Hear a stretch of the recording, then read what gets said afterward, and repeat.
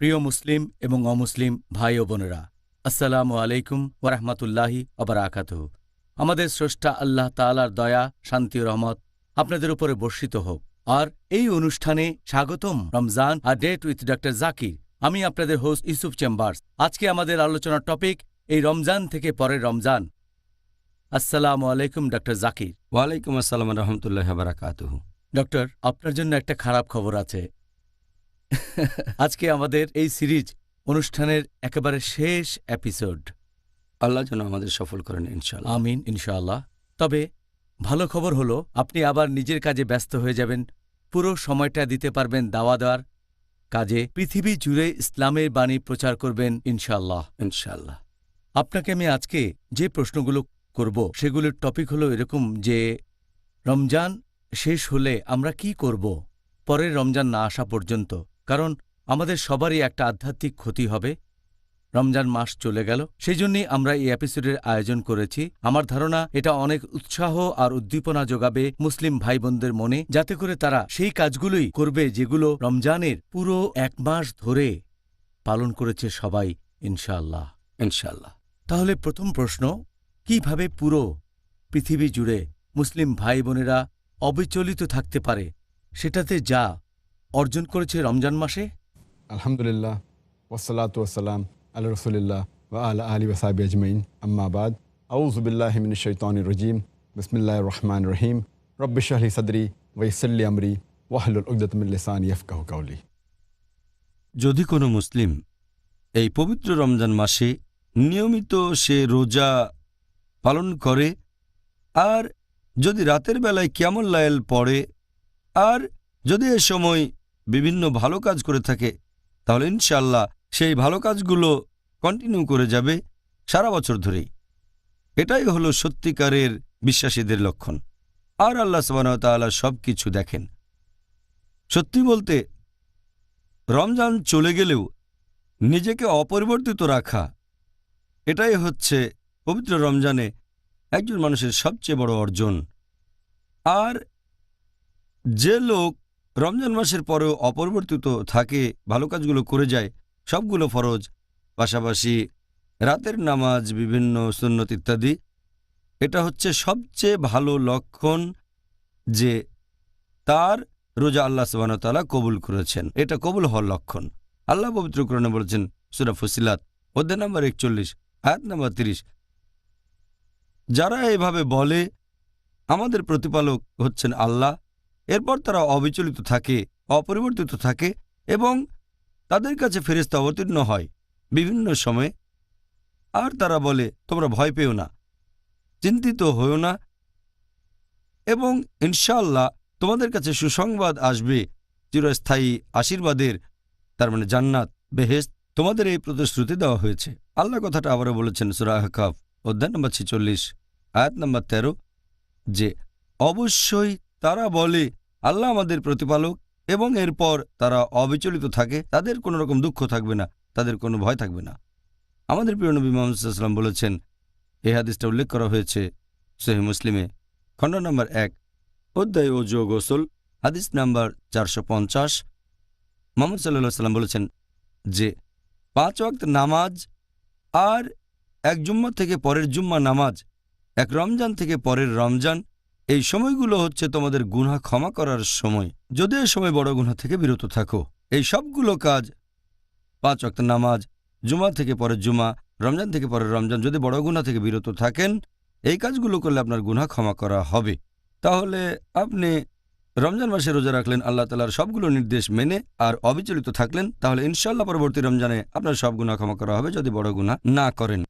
হাদিসটা আছে সহিহ মুসলিমে, খণ্ড নম্বর 1 অধ্যায় ঈমান, হাদিস নম্বর 62।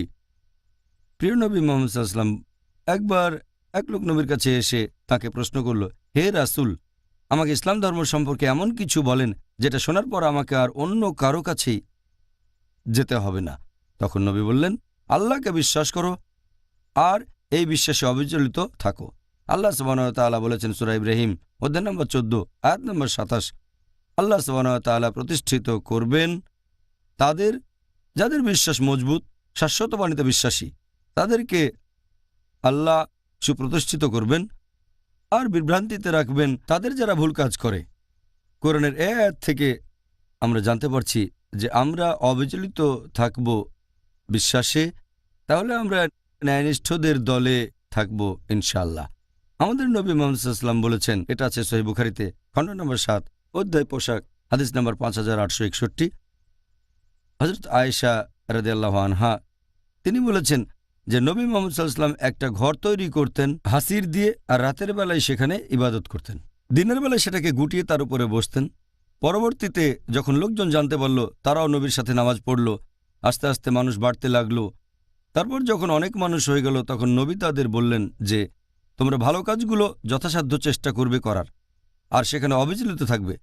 কাজটা খুব সামান্য হলেও অবিচলিত থাকাটা গুরুত্বপূর্ণ।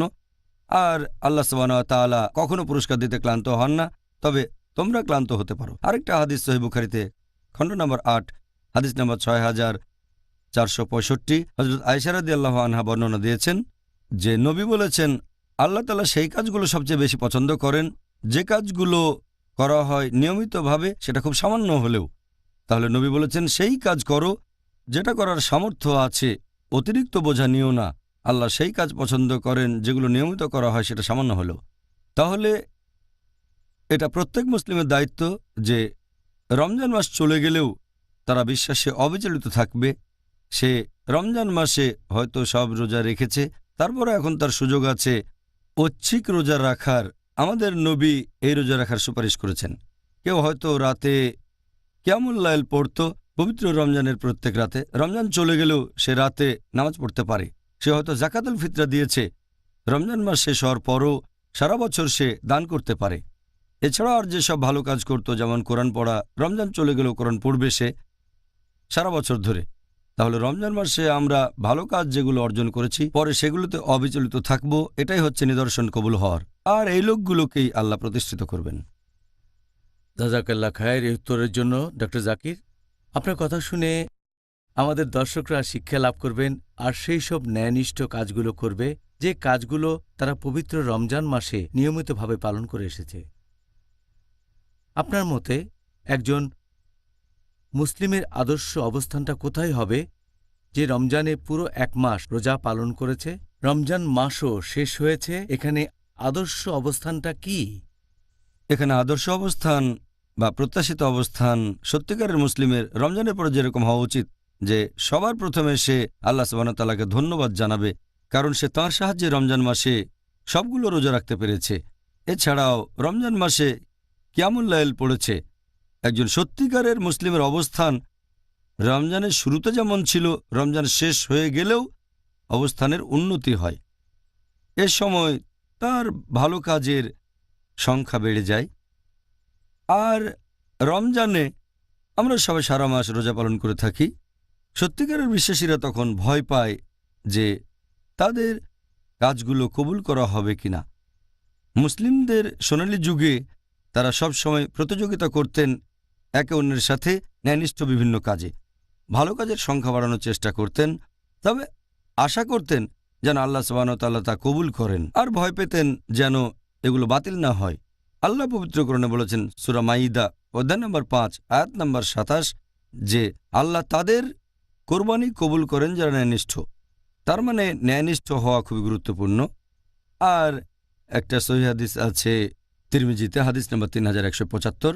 হযরত আয়েশা রাদিয়াল্লাহু আনহা একবার তিনি নবীকে জিজ্ঞেস করলেন কোরআনের একটা আয়াত নিয়ে, তাদেরকে যেটা দেওয়ার কথা সেটা দেওয়া হয়েছে এবং তারা ভয়ে কাঁপতে থাকে।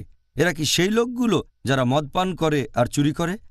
নবী তখন বললেন, হে সিদ্দিকের কন্যা, তিনি ছিলেন আবু বকর সিদ্দিক রাদিয়াল্লাহু আনহুর মেয়ে।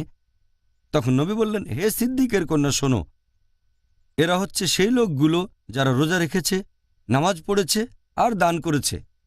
তারা ভয় পাচ্ছে এজন্য যে আল্লাহ তাদের কাজগুলো কবুল করেছেন নাকি করেননি।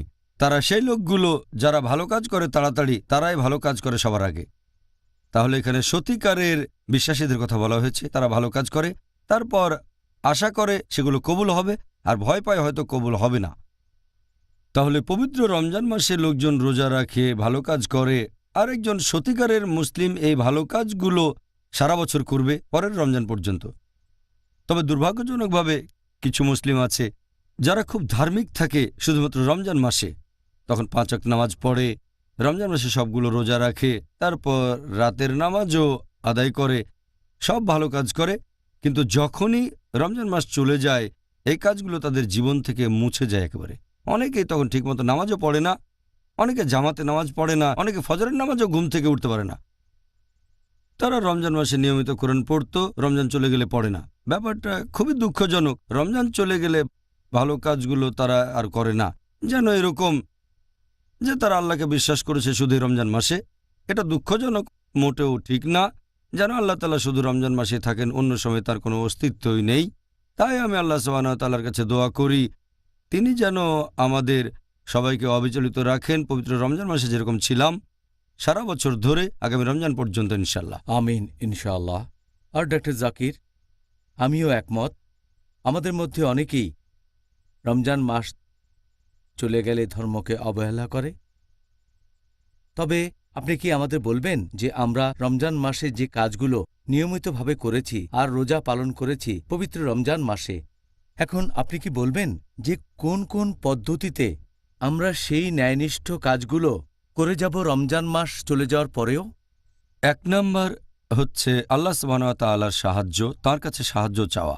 আল্লাহ পবিত্র কোরআনে বলেছেন সূরা আলে ইমরান অধ্যায় 3 আয়াত 160, আল্লাহ সাহায্য করলে তোমাদের কেউ হারাতে পারবে না, আর আল্লাহ সাহায্য না করলে এমন কে আছে যে তোমাদের সাহায্য করবে। তাই মুমিনগণ আল্লাহ তাআলার উপরই নির্ভর করুক। তাহলে সবার আগে আপনি আল্লাহ সুবহানাহু ওয়া তাআলার কাছে সাহায্য চাইবেন, দোয়া করবেন যেন সরল পথে থাকতে পারেন, আর খেয়াল রাখবেন যেন রমজান মাস শেষ হওয়ার পরেও অবিচলিত থাকতে পারেন। এ সময় আপনি একটা দোয়া পড়তে পারেন যেটা আল্লাহ উল্লেখ করেছেন তার কিতাব কোরআনে সূরা আলে ইমরান অধ্যায় নম্বর 3 আয়াত নম্বর 8। আল্লাহ বলেছেন, রব্বানা লা তুযিগ কুলুবানা বা'দা ইয হাদাইতানা ওয়া হাব লানা মিন লাদুনকা রাহমা ইন্নাকা আনতাল ওয়াহ্হাব।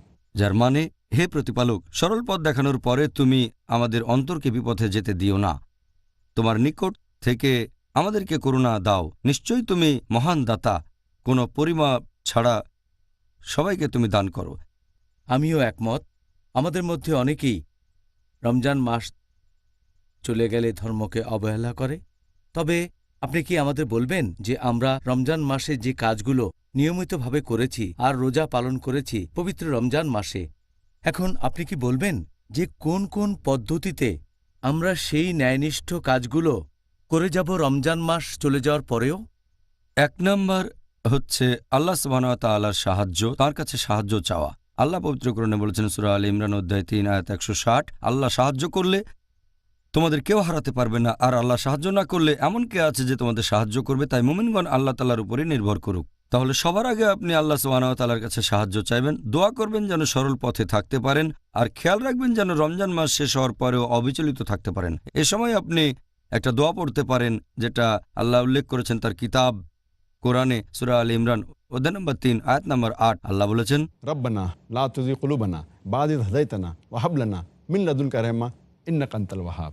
যার মানে, হে প্রতিপালক, সরল পথ দেখানোর পরে তুমি আমাদের অন্তরকে বিপথে যেতে দিও না, তোমার নিকট থেকে আমাদেরকে করুণা দাও, নিশ্চয়ই তুমি মহান দাতা, কোনো পরিমাপ ছাড়া সবাইকে তুমি দান করো। এটাই খুব ভালো দোয়া, এই দোয়াটা করতে পারেন। আর বিশেষ করে রমজান মাস চলে গেলে যে রব্বানা লা তুযিগ কুলুবানা বা'দা ইয হাদাইতানা ওয়া হাব লানা মিন লাদুনকা রাহমা ইন্নাকা আনতাল ওয়াহ্হাব। হে প্রতিপালক, সরল পথ দেখানোর পরে আমাদের বিপথে যেতে দিও না, আমাদের করুণা করো তোমার নিকট থেকে, নিশ্চয়ই তুমি কোনো পরিমাপ ছাড়াই সবাইকে দান করো। আমি দুবার বললাম কারণ এটা খুব গুরুত্বপূর্ণ দোয়া। 2 নম্বর, এ সময় আপনি থাকবেন ন্যায়নিষ্ঠ মানুষদের সঙ্গে, বন্ধুবান্ধব যাদের সাথে বাস করছেন সবাই ন্যায়নিষ্ঠ হবে, আর থাকবেন সরল পথে, সত্যিকারের বিশ্বাসী হবে, যাতে করে আপনি সরল পথে থাকেন, অবিচলিত থাকেন সেই কাজগুলো রমজান মাসে যেগুলো করেছেন। 3 নম্বর পয়েন্ট, এ সময় আপনি শুনবেন ইসলামিক লেকচার, ইসলামিক আলোচনা, ইসলামিক সেমিনার, ইসলামিক কনফারেন্স, যাবেন বিভিন্ন ইসলামিক প্রতিষ্ঠানে। এগুলো আপনাকে সরল পথে থাকতে সাহায্য করবে, আল্লাহ তাআলার কাছাকাছি নিয়ে আসবে। 4 নম্বর পয়েন্ট, এ সময় দেখবেন বিভিন্ন ইসলামিক অনুষ্ঠান, হয়তো ভিডিও ক্যাসেট অথবা সিডি বা ডিভিডিতে কিংবা টেলিভিশনে। এতে করে ধর্ম সম্পর্কে অনেক কিছু জানতে পারবেন আর ইসলাম ধর্মের কাছাকাছি আসতে পারবেন। আপনি এ সময় বিভিন্ন ইসলামিক ওয়েবসাইটে যেতে পারেন, ইন্টারনেট থেকে, এটাও অবিচলিত থাকতে সাহায্য করবে। আপনারা অডিও লেকচার শুনতে পারেন বিভিন্ন ইসলামিক বিশেষজ্ঞগণের, বিভিন্ন বই পড়তে পারেন, তারপর পবিত্র কোরআনের অনুবাদ পড়বেন। এছাড়াও পড়বেন সহিহ হাদিস। পবিত্র কোরআনের অনুবাদ এ ব্যাপারে বলেছি, সহিহ ইন্টারন্যাশনাল বেশ ভালো অনুবাদ। তারপর আবদুল্লাহ ইউসুফ আলীর অনুবাদ, এরপর মহসিন খান, এগুলো কোরআনের বেশ ভালো অনুবাদ। তারপর যদি হাদিসের কথা বলেন তাহলে পাচ্ছেন সহিহ বুখারী, সহিহ মুসলিম, সুনান আবু দাউদ, সুনান আল নিসাই, তিরমিজি, ইবনে মাজা ইত্যাদি। এরপর নবীর জীবন কাহিনী একটা ভালো বই হচ্ছে রাহিক আল মাখতুম, লিখেছেন শেখ সাইফুর রহমান মুবারকপুরি। এরকম আরও বই, এগুলো আপনাকে সঠিক পথে রাখবে। এছাড়াও খেয়াল রাখতে হবে যেন ফরজ কাজগুলো আপনি করেন, যেমন ধরেন 5 ওয়াক্ত নামাজ পড়া, এরপর হতে পারে দান করা, হজ পালন করবেন যদি সামর্থ্য থাকে, এরকম আরও অনেক কাজ। এ সময় আপনি ঐচ্ছিক কাজগুলো বেশি বেশি করে করবেন, নফল কাজগুলো বেশি করবেন, তাহলে আল্লাহর কাছাকাছি যেতে পারবেন, অবিচলিত থাকতে পারবেন। সবগুলো নফল কাজ। এ সময় বেশি করে আল্লাহ তাআলা জিকির করবেন, বেশি করে আল্লাহকে স্মরণ করবেন। এ সময় কোরআন পড়বেন যতদূর পড়া সম্ভব, আর মনে রাখবেন যতদূর সম্ভব, এবং যেটা মনে থাকবে সেটা বারবার পড়বেন যাতে করে সেগুলো ভুলে না যান। তাছাড়াও এটা খুবই গুরুত্বপূর্ণ, সেই কাজগুলো থেকে বিরত থাকবেন যেগুলো আপনাকে আল্লাহর কাছ থেকে দূরে নিয়ে যাবে, যেগুলো খুতুয়াতুশ শয়তান, যেমন অনইসলামিক অনুষ্ঠান দেখা বা অনইসলামিক কোনো সিনেমা, অনইসলামিক গান শোনা, মিউজিক শোনা, অনইসলামিক ওয়েবসাইটগুলোতে যাওয়া। এই কাজগুলো সবই খুতুয়াতুশ শয়তান, এগুলো আপনাকে সরল পথ থেকে দূরে নিয়ে যাবে। আর সবশেষে আপনি আল্লাহ তাআলার কাছে দোয়া করবেন, সাহায্য চাইবেন যেন সরল পথে থাকতে পারেন। আল্লাহ তাআলাকে ধন্যবাদ জানাবেন, আর ভুল করলে তওবা করবেন। আল্লাহ তাআলাকে ধন্যবাদ জানাবেন ভালো যা কিছু হয়েছে তার জন্য, আর আপনাকে সরল পথে রাখার জন্য। জাযাকাল্লাহ খায়ের। ডক্টর জাকির, রমজান মাস চলে গেলে মুসলিমরা কেন আগের মতো সেই একই রকম উৎসাহ আর উদ্দীপনার সাথে আল্লাহ তাআলার ইবাদত করে না? এরকম হওয়ার অন্যতম প্রধান একটা কারণ, অনেক মুসলিম আছে তারা মনে করে যে রমজানে আমরা যে ভালো কাজগুলো করি সেগুলো এক ধরনের প্রথা অথবা ঐতিহ্য। এটা সমাজের প্রথা যে রমজান মাসে রোজা রাখতে হবে, তারপর রমজান মাসে তারাবির নামাজ পড়ব, ভালো কাজ করব, যেন একটা প্রথা, যেন এটা আল্লাহ তাআলার ইবাদত করা নয়। অনেক লোক আছে যারা তারাবির নামাজ পড়ে, তার মানে কিয়ামুল লাইল একনিষ্ঠভাবে, তবে দুর্ভাগ্যজনকভাবে অনেক ফরজ নামাজ তারা মিস করে। আর এটা মোটেও ঠিক না, কারণ ফরজ নামাজ আবশ্যিক, কিন্তু তারাবি আবশ্যিক না, এটা সুন্নতে মুআক্কাদা, এটা মুস্তাহাব। তাহলে অনেকে এটাকে ভাবে প্রথা, রমজানের কাজগুলোকে মনে করে প্রথা, মনে করে ঐতিহ্য। সেজন্য রমজান মাস চলে গেলে তারা সবকিছু ভুলে যায়। এই কথা আগেও বলেছি, যেন আল্লাহ সুবহানাহু ওয়া তাআলা শুধু রমজান মাসে থাকেন, অন্য কোনো মাসে থাকেন না। 2 নম্বর পয়েন্ট হচ্ছে রমজানে যে পরিবেশ আর পরিস্থিতি আমরা সাধারণত দেখতে পাই, রমজান চলে গেলে সেটা আর থাকে না। আর কথা আগেও বলেছি, এ সময় যদি ন্যায়নিষ্ঠ বন্ধুবান্ধব আর ভালো মানুষের সাথে মেশেন তাহলে অবিচলিত থাকার সম্ভাবনাও বেশি থাকে। আর 3 নম্বর, যে দুর্বল ইমানের কারণে অনেক সময় ন্যায়নিষ্ঠ কাজের পরিমাণ কমে যেতে থাকে। রমজানের শুরুতে মানুষের আগ্রহ বেশি থাকে, মাঝে মধ্যে বাড়াবাড়িও করে ফেলে। সেজন্য আমরা দেখি তারাবির প্রথম নামাজে মসজিদ একেবারে মানুষজনে ভর্তি থাকে কিয়ামুল লাইলের জন্য। এরপর মানুষ কমতে থাকে, আর রমজানের শেষের দিকে একেবারেই সেটা কমে যায়। সেজন্য আমরা বাড়াবাড়ি করব না, অতি আগ্রহ বা অতি উৎসাহ দেখাবো না, কারণ আমাদের নবী বলেছেন যে কাজটা হবে নিয়মিত সেটা সবচেয়ে ভালো কাজ।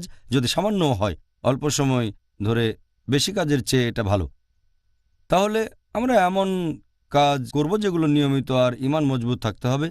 আর সবশেষ পয়েন্ট, যে আমাদের নবী মুহাম্মদ সাল্লাল্লাহু আলাইহি ওয়াসাল্লামের একটা হাদিস, মাসনাদ আহমদ, খণ্ড নম্বর 2, পৃষ্ঠা নম্বর 230, হাদিস নম্বর 7148। প্রিয় নবী বলেছেন, এই পবিত্র রমজান মাসে শয়তান থাকে শেকলে বাঁধা, বেহেশতের দরজা এই সময় খোলা থাকে, আর দোজখের দরজা থাকে বন্ধ। তাহলে রমজান মাসে শয়তানের প্ররোচনা কম থাকে, কারণ শয়তান তখন শেকলে বাঁধা থাকে। রমজান মাস চলে গেলে প্ররোচনা বেড়ে যায়, শয়তান সক্রিয় হয়ে ওঠে, সত্য থেকে দূরে সরে যাওয়ার সম্ভাবনাও তখন বেড়ে যায়। আর পবিত্র রমজান মাসে দোজখের দরজা বন্ধ থাকে, বেহেশতের দরজা থাকে খোলা, তাই ভালো কাজের সম্ভাবনা বেশি। এই হচ্ছে কয়েকটা কারণ যেগুলোর জন্য আমাদের মধ্যে অনেকে অবিচলিত থাকতে পারেন না রমজান মাস চলে গেলে। আমরা এটাকে অতিক্রম করব কিভাবে? এটা দেখে মনে হতে পারে যে রমজানের পরে আমরা আরও অনেক খারাপ হয়ে যাই ভালো হওয়ার বদলে। এই সীমাবদ্ধতাকে অতিক্রম করব কিভাবে? কি কারণে এই দুরবস্থা তৈরি হচ্ছে? প্রথমে আমাদের মুসলিমদের বুঝতে হবে যে এই রমজান মাস কোনো ঐতিহ্য বা প্রথা নয় যে নামাজ পড়ব, রোজা রাখব, এমন না যে শুধু নির্দিষ্ট সময়ের জন্য এগুলো করব। আমরা এটা করছি আল্লাহ সুবহানাহু ওয়া তাআলার জন্য, আল্লাহর সন্তুষ্টি লাভের জন্য। এটা ফরজ কাজ, আর ঠিকভাবে পালনের ফলাফল সারা বছর থাকবে ইনশাআল্লাহ। আল্লাহ পবিত্র কোরআনে বলেছেন, সূরা হিজর অধ্যায় নম্বর 15 আয়াত 99, প্রতিপালকের ইবাদত করো শেষ সময় আসা পর্যন্ত, মানে মৃত্যু পর্যন্ত। তার মানে এই না যে আল্লাহ তাআলার ইবাদত করবেন শুধু রমজান মাসে, ইবাদত করবেন সারা জীবন ধরে, আপনার জীবনের শেষ দিন পর্যন্ত, আপনার মৃত্যু পর্যন্ত। আর আমরা আল্লাহ তাআলার পথে চেষ্টা সংগ্রাম করব, আর আমরা ন্যায়নিষ্ঠ মানুষের সাথে মিশব। রমজান মাস চলে গেলে মিশব তাদের সাথে যারা ন্যায়নিষ্ঠ সরল পথে আছেন, তাদের সাথে। আর পবিত্র কোরআন আমাদের বলছে তোমরা একে অপরকে সাহায্য করবে। আমরা একে অন্যকে পথ দেখাবো, সাহায্য করব, যাতে আমাদের ঈমান আরও মজবুত হয়, সরল পথে থাকতে পারি। আর ইবাদতের বিভিন্ন কাজ কঠিন মনে করা উচিত না। আমরা মনে করব না যে কাজগুলো বিরক্তিকর অথবা খুব ঝামেলাপূর্ণ। এর আসল কারণটা জানে না অনেকের কাছে, তাই এটা বিরক্তিকর মনে হয়।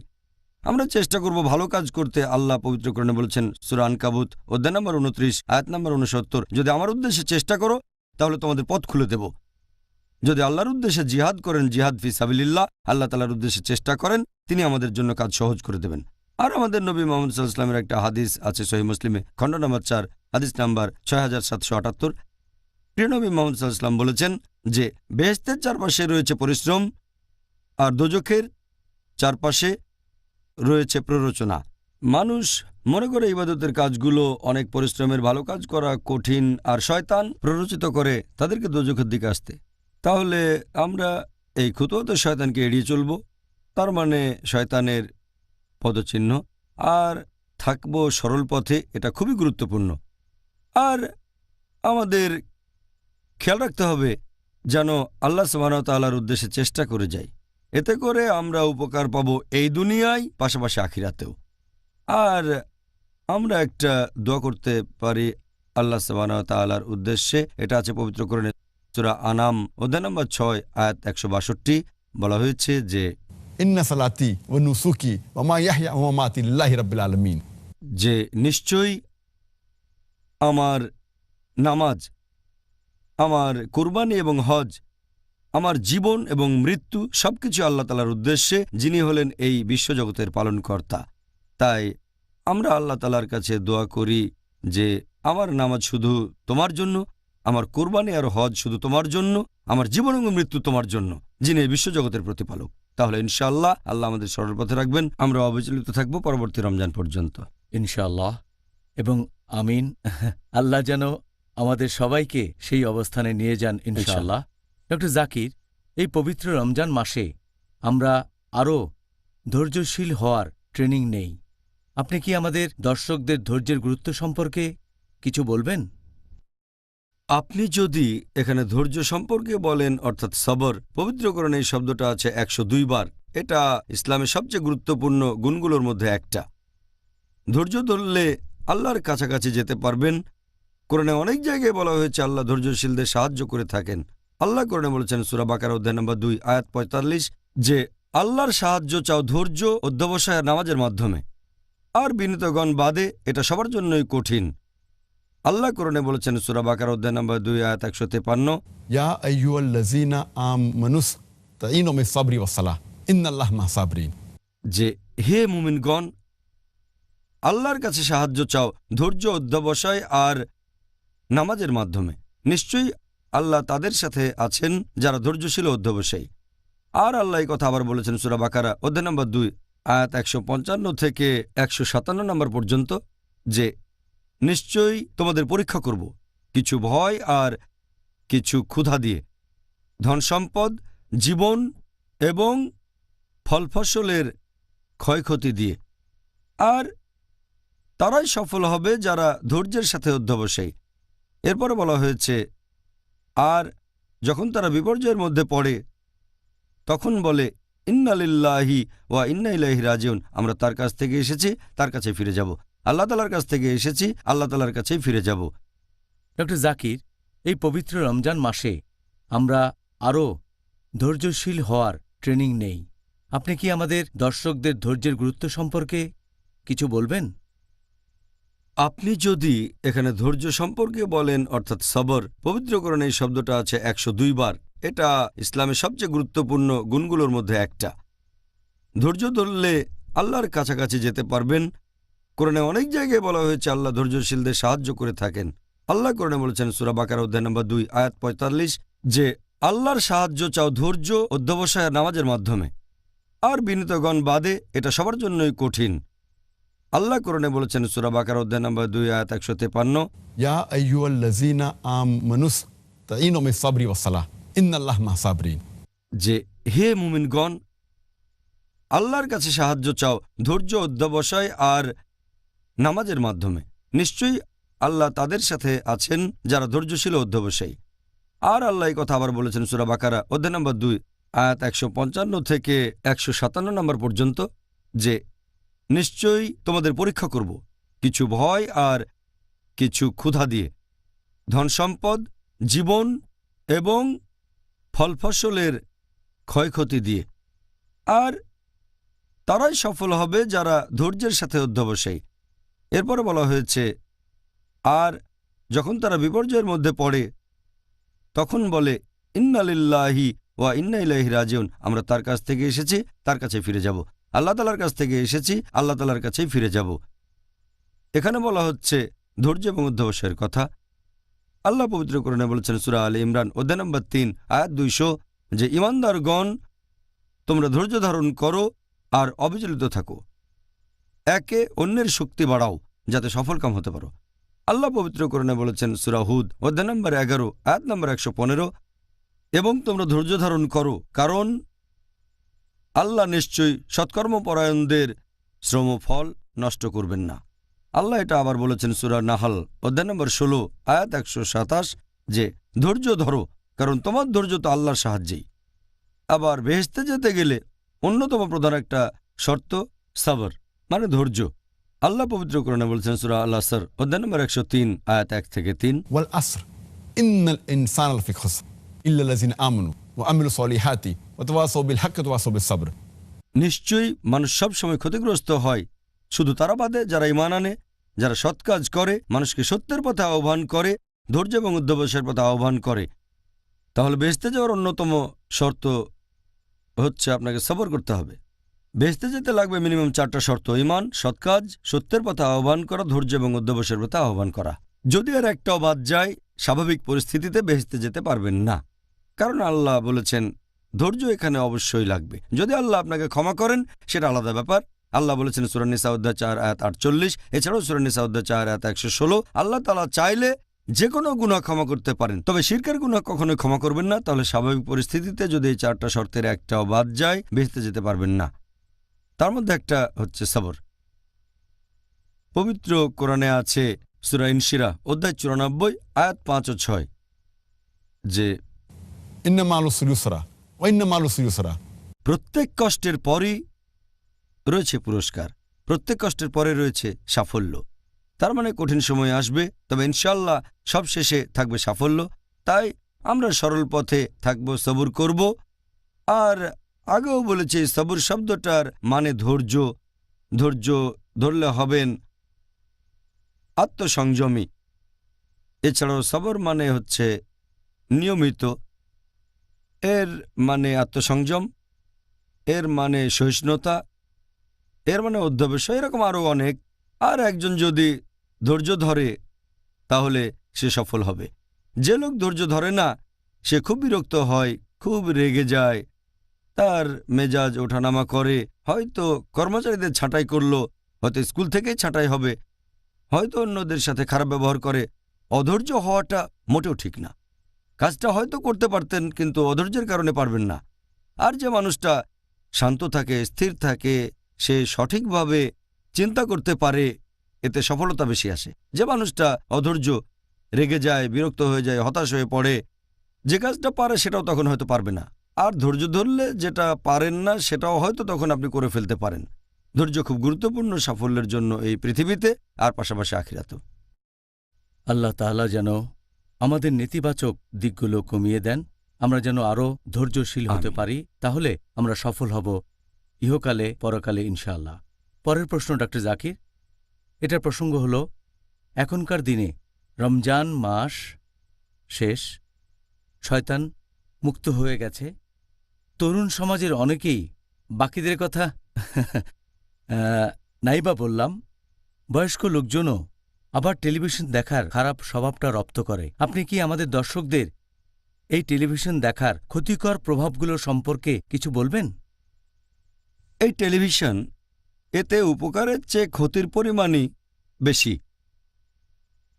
এতে ক্ষতি হবে আধ্যাত্মিক ক্ষেত্রে, নৈতিক ক্ষেত্রে, সামাজিক আর অর্থনৈতিক ক্ষেত্রে। টেলিভিশনের ক্ষতির দিকগুলো নিয়ে একটা লেকচার দেয়া যায়। 1 নাম্বার, টেলিভিশনকে আমি বলে থাকি একটা খুতুয়াতুশ শয়তান। এটা শয়তানের পদচিহ্ন। এর অনেক কারণ। 1 নাম্বার হচ্ছে যে এটা অনেক সময় মানুষের নামাজ পড়ায় বাধা দেয়। একজন লোক টিভিতে অনুষ্ঠান দেখছে, একজন মুসলিম, যদিও নামাজের সময় হয়েছে, আচ্ছা ঠিক আছে 5 মিনিট পরে এভাবে একটার পর একটা অনুষ্ঠান দেখতে গিয়ে সে নামাজ মিস করে ফেলে। 2 নম্বর, টেলিভিশনে অনেক বেশি অশালীনতা প্রচার করা হয়। আপনারা যে চ্যানেলগুলো দেখবেন সেখানে অশালীনতা অনেক বেশি আছে। আল্লাহ কোরআনে বলেছেন সূরা নূর অধ্যায় নম্বর 24 আয়াত নম্বর 30, মুমিন পুরুষদের বলো তারা যেন দৃষ্টি সংযত রাখে, লজ্জাস্থানের হেফাজত করে। একজন পুরুষ যখন কোনো মহিলাকে দেখে, যদি তখন তার মাথায় কোনো খারাপ চিন্তা আসে, সে মাথা নিচু করে নেবে। পরের আয়াত বলছে মহিলাদের, সূরা নূর অধ্যায় 24 আয়াত 31, মুমিন নারীদের বলো তারা যেন দৃষ্টি সংযত রাখে, লজ্জাস্থানের হেফাজত করে। কোনো পুরুষকে দেখে তার মনে বাজে চিন্তা আসলে মাথা নিচু করবে। তাহলে এখন কিভাবে একজন মুসলিম টেলিভিশন দেখে যেখানে মহিলাদের দেখানো হয় হিজাব ছাড়া অভদ্রভাবে? তাদের অনেকে যেভাবে পোশাক পরে সেটা শরীর ঢাকার বদলে প্রদর্শনই করে বেশি। আর আপনি দেখবেন যে বেশিরভাগ টেলিভিশন চ্যানেলগুলোতে 99%-এর বেশি টিভি চ্যানেলগুলো 99%-এর বেশি হচ্ছে হারাম ইসলামিক দৃষ্টিভঙ্গিতে। হয়তো লোকে বলবে নিউজ চ্যানেল তো দেখা যায়, সেখানেও দেখবেন যে মহিলারা যেভাবে খবর পড়ে কোনো রকম হিজাব মেনে চলে না। আর যে অশালীনতা দেখানো হয় এটা খুবই ক্ষতিকর। এ নিয়ে কিছু রিপোর্ট আছে, সময় পেলে পরে বলবো। আর দ্বিতীয়টা হচ্ছে অশালীনতা টিভি চ্যানেলগুলোতে। 3 নাম্বার হচ্ছে অপব্যয় করা। টিভি চ্যানেলগুলোতে অনেক বিজ্ঞাপন দেখবেন, সেগুলো দেখে এমন কিছু কিনতে ইচ্ছে করে যেটার আসলে প্রয়োজন নেই। হয়তো দেখলেন লেটেস্ট একটা গাড়ি এসেছে মার্কেটে, তখন কেনার ইচ্ছে হয়ে গেল, অথবা বড় একটা বাড়ি কিনলেন, প্রয়োজন নেই তারপরও খরচ করছেন, এটা অপব্যয়। আর আল্লাহ পবিত্রকরণে বলেছেন সূরা ইসরা অধ্যায় নম্বর 17 আয়াত 26 ও 27 যে তোমরা অপব্যয় করো না, বাজে খরচ করো না, কারণ নিশ্চয়ই যে ব্যক্তি অপব্যয় করে সে শয়তানের ভাই। 4 নম্বর পয়েন্ট, যে এতে অনেকেই আকৃষ্ট হয় জাঁকজমক ব্যাপারে আর খ্যাতিতে, তখন তারা এই জাঁকজমকে অংশও নিতে চায়। অভিনেতা বা অভিনেত্রীদের দেখে তাদের মতো পোশাক পরে ভাবভঙ্গি নকল করতে চায়, তারা হয়ে যায়, তাদের আদর্শ হয়ে যায় হিরো। নবী মুহাম্মদ সাল্লাল্লাহু আলাইহি ওয়াসাল্লাম এবং তার সাহাবীগণ তখন না। 5 নম্বর পয়েন্ট হচ্ছে যে টেলিভিশনে অনেক বেশি ভায়োলেন্স দেখানো হয়, এতে মানুষজন প্রভাবিত হতে পারে। এটা নিয়েও কিছু রিপোর্ট আছে।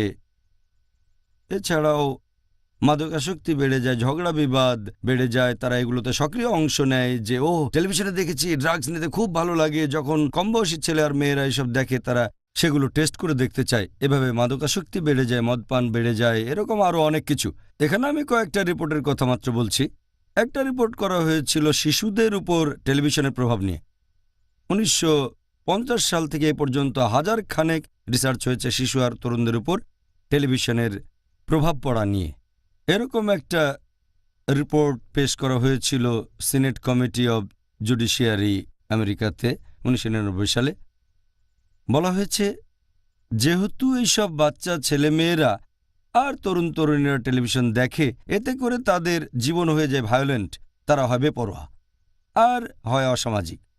আর হিউস্টনে প্রকাশিত একটা রিপোর্ট বলছে, সেখানে জরিপ করা হয়েছিল 92 সালে, যখন একটা শিশুর বয়স 10 বছর হয় আর সে যদি এরকম গড়পড়তা আমেরিকান শিশুর মতো টেলিভিশন অনুষ্ঠান দেখে, তাহলে সেই শিশু ততদিনে 2 লক্ষ ভায়োলেন্ট দৃশ্য দেখবে আর 40,000 খুন। চিন্তা করুন এগুলো শিশুদের মনে কেমন প্রভাব ফেলবে। আমেরিকান কাউন্সিল অব পেডিয়াট্রিক্স এদের একটা রিপোর্ট প্রকাশিত হয়েছে 2001 সালে।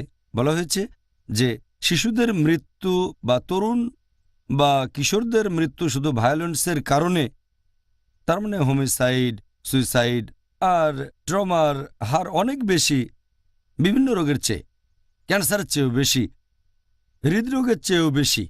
ভায়োলেন্সে শিশুরা বেশি মারা যায়। এছাড়া আরও একটা রিসার্চ করা হয়েছিল কাইসার ফাউন্ডেশনে 2005 সালে। সেখানে বলা হয়েছে যে গড়ে একজন আমেরিকান শিশু প্রতি সপ্তাহে টেলিভিশন দেখে 44.5 ঘন্টা। তার মানে প্রতিদিন সে টেলিভিশন দেখে অথবা কম্পিউটারে বিভিন্ন গেমস খেলে অথবা কম্পিউটার স্ক্রিনের সামনে বসে থাকে, সব মিলিয়ে প্রতিদিন 6.5 ঘন্টা। তার মানে অন্য কোনো কাজে এত সময় লাগে না টেলিভিশনের সামনে বসে থাকা আর কম্পিউটার স্ক্রিন, শুধুমাত্র ঘুম বাদে, ঘুমানোর সময়টা একটু বেশি লাগে, এটা বাদে অন্য সবগুলো কাজের মধ্যে সবচেয়ে বেশি সময় এখানে।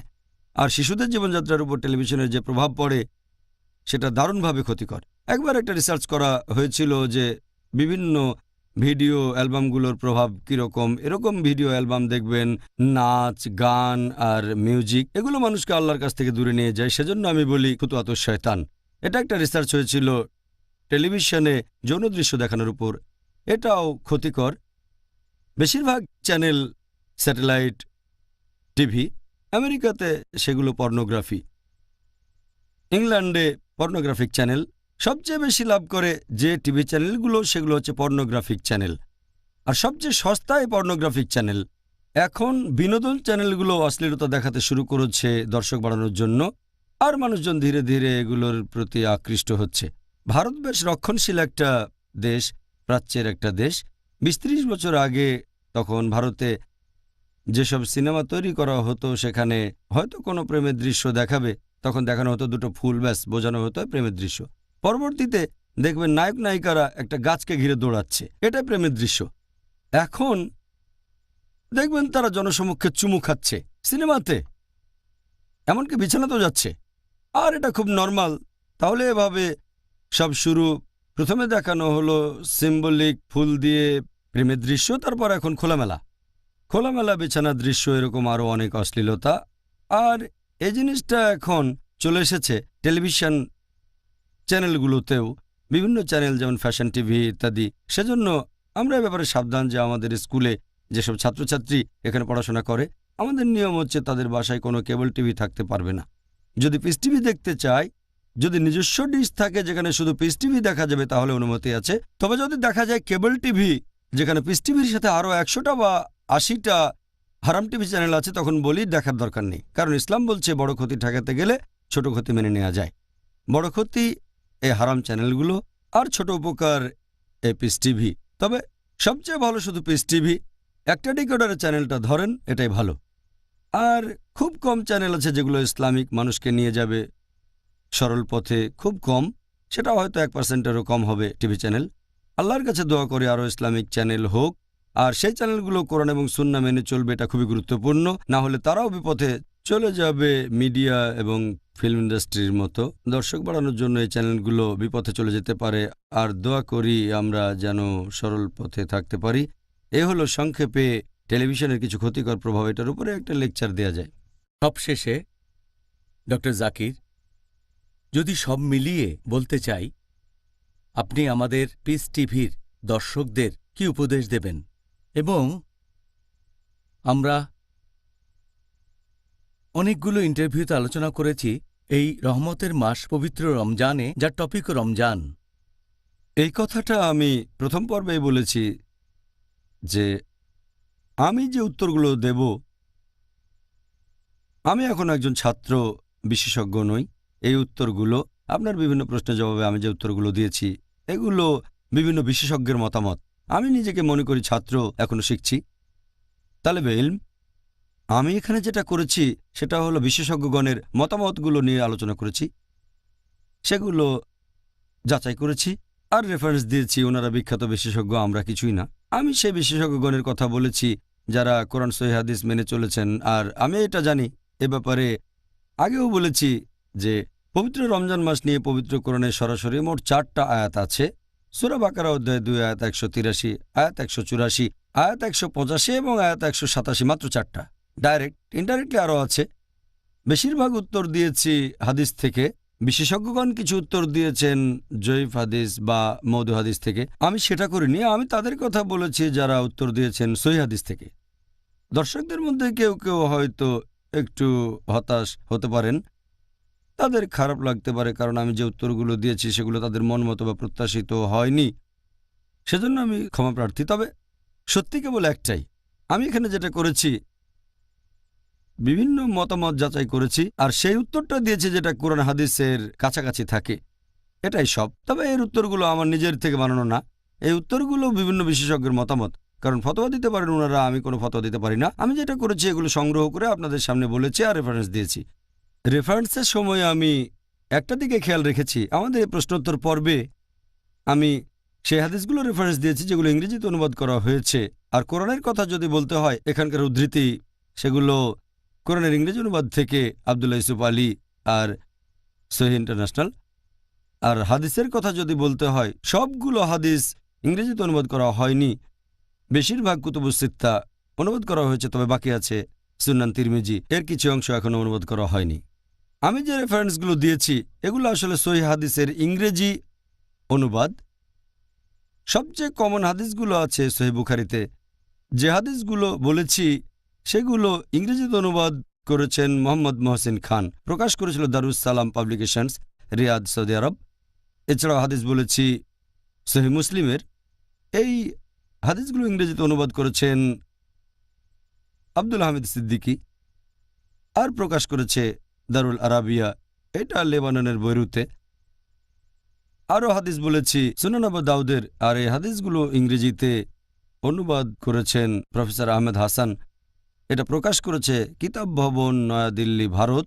এরপর সুনান আল নিসাইর হাদিস, এই হাদিসগুলো ইংরেজিতে অনুবাদ করেছেন মোহাম্মদ ইকবাল সিদ্দিকী, এটা প্রকাশ করেছে কাজী পাবলিকেশনস, পাকিস্তানের লাহোর থেকে।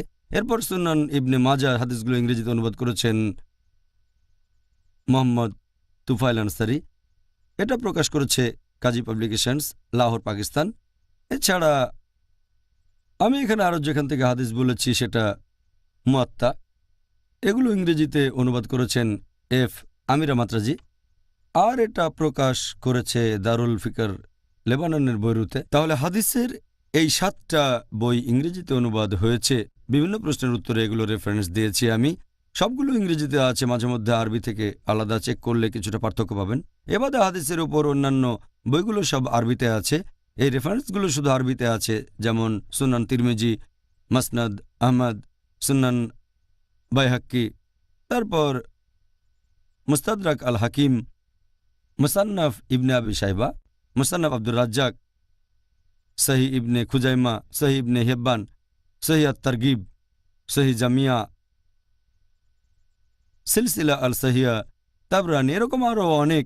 এটা বলছি কারণ যে রেফারেন্সগুলো দিয়েছি সেগুলো যদি চেক করে দেখেন তাহলে আমার বলা উৎসগুলো আপনাদের খুঁজে পেতে সুবিধা হবে। তাই আমি বলবো যে আমার সাধ্যমতো চেষ্টা করেছি আমার মতো করে, যাতে করে দর্শকরা উপকৃত হতে পারেন এই পবিত্র রমজান মাসে। আল্লাহ আমাদের সফল করুন। আমি যা কিছু ভালো আর সঠিকভাবে বলেছি সেগুলো আল্লাহ তাআলার পক্ষ থেকে, এবং ভুল সব কিছু আমার এবং শয়তানের পক্ষ থেকে। এজন্য আল্লাহর কাছে ক্ষমা চাচ্ছি আর আল্লাহর কাছে দোয়া করছি আমাদের এবং দর্শকদের প্রচেষ্টাকে তিনি যেন কবুল করে নেন, যাতে তার জন্য সংগ্রাম করতে পারি, তার আরও কাছাকাছি আসতে পারি। আল্লাহ এটা কবুল করুন। আমিন, আমিন, আমিন। আলহামদুলিল্লাহ, আপনি সেই কথাগুলি বললেন যেগুলো আমি বলতে চেয়েছিলাম। আলহামদুলিল্লাহ। আর সবশেষে আমি একটা কথা বলতে চাই, এটা আমার সৌভাগ্য যে আপনার ইন্টারভিউ নিয়েছি এই দীর্ঘ ৩২ দিন ধরে। এটা আমারও সৌভাগ্য। আলহামদুলিল্লাহ, শুনে খুব ভালো লাগলো। আর আমার মনে হয় আমরা যে পথ চলা শুরু করেছি সেটা এর পরেও চলতে থাকবে, এর পরের বছর, তার পরের বছর, ইনশাআল্লাহ, যদি আল্লাহ সুবহান তাআলা আমাদের সামর্থ্য দেন, যাতে আমরা আল্লাহর কাজ করে যেতে পারি। আল্লাহর কাজ আর প্রচার করব কোরআনের বাণী আর নবী মুহাম্মদ সাল্লাল্লাহু আলাইহি সাল্লামের সুন্নাহ পৃথিবীর সব মানুষের জন্য। আর পবিত্র কোরআনে এভাবেই বর্ণনা দেওয়া হয়েছে। এটাই হলো সব কথার শেষ কথা। তাহলে ডক্টর জাকির, জাজাকাল্লাহ। আর আল্লাহ তাআলা যেন আপনাকে এই ৩২ দিনের প্রচেষ্টার জন্য পুরস্কৃত করেন। আপনিও যেন পুরস্কার পান। অসাধারণ একটি অনুষ্ঠান, আমি দারুণ উপভোগ করেছি, আলহামদুলিল্লাহ। আল্লাহ পুরস্কার দেবেন ইনশাআল্লাহ। ওয়াইয়াকুম। প্রিয় মুসলিম এবং অমুসলিম ভাই ও বোনেরা, পিস টিভির প্রিয় দর্শক, আল্লাহ সুবহানাহু ওয়া তাআলা যেন দ্বীনের পথে অবিচল রাখেন এই রমজান থেকে এর পরে রমজান পর্যন্ত আপনাদের আর আমাদের। জাযাকাল্লাহ খায়ের। আসসালামু আলাইকুম ওয়া রাহমাতুল্লাহি ওয়া বারাকাতুহু।